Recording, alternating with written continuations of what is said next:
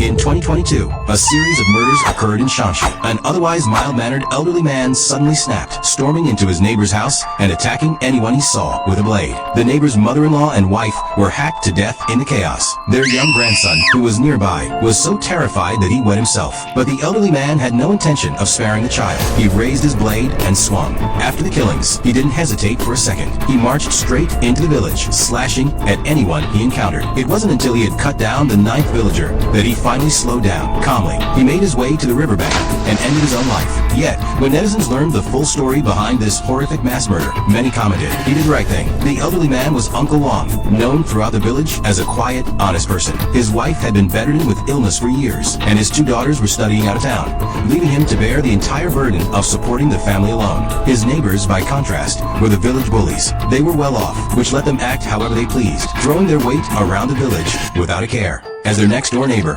Uncle Wong had long endured their bullying and harassment. A few years earlier, the neighbors had planted a cherry tree in their yard. As the tree grew, its branches stretched over the wall and onto the path outside, the very path Uncle Wong took every day to go to work. At first, the tree barely caused any trouble, but as time passed, the branches grew longer and thicker, blocking nearly half of the narrow path. With no other choice, Uncle Wong went to talk to his neighbors, hoping to work out a solution. But they took advantage of his gentle nature, shouting insults at him. "This is our tree. No one else gets to tell us what to do with it," they snapped. "If you don't like it, find another way to get around." Uncle Wong didn't want to argue, so he backed down. But after some time, the tree grew even more overgrown, so much so that his 3-wheeler could no longer pass through. He had to go talk to his neighbors again, only to be met with another round of harsh curses. Time and time again, his attempts to resolve things peacefully were shot down. Uncle Wong finally snapped. To him, those cherry tree branches weren't just blocking the path, they were blocking his ability to make a living, his lifeline. So he made up his mind. He'd take matters into his own hands. That day,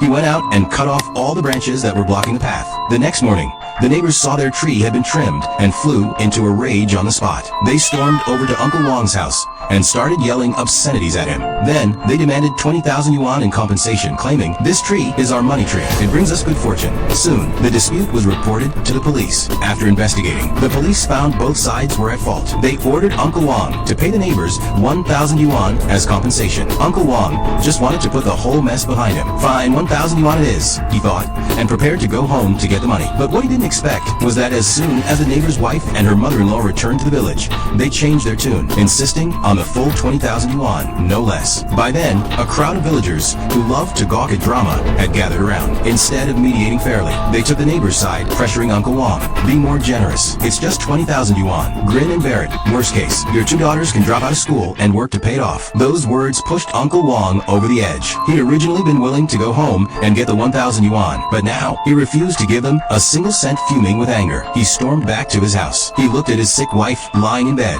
then replayed the villagers' words in his head. The more he thought about it, the angrier he got. Angry that he'd lived an honest, upright life his whole life, only to be mocked and pressured by the entire village in his old age. And deep down, he knew he wasn't the one in the wrong here. Consumed by rage, Uncle Wong grabbed a wood-splitting axe and marched toward his neighbor's house. When the neighbor's wife saw Uncle Wong holding the axe, she panicked instantly. "Uncle Wong, I know you're angry," she stammered. "Let's sit down and talk this through." But before she could finish, Uncle Wong swung the axe, slashing her neck. Without a word, he turned on her mother-in-law and the young grandson, cutting them down with a single blow each. His eyes red with bloodlust, Uncle Wong searched the house to make sure no one else was there, then headed straight for the homes of the villagers who'd taken the neighbor's side. More screams echoed through the village. In that moment, Uncle Wong was a man possessed, cutting down anyone who stood in his way. It wasn't until he'd killed all the villagers who'd mocked him that he finally stopped. Content at last, Uncle Wong made his way to the river. He took one final glance toward his home, then leaped into the water, ending his long, sorrowful life.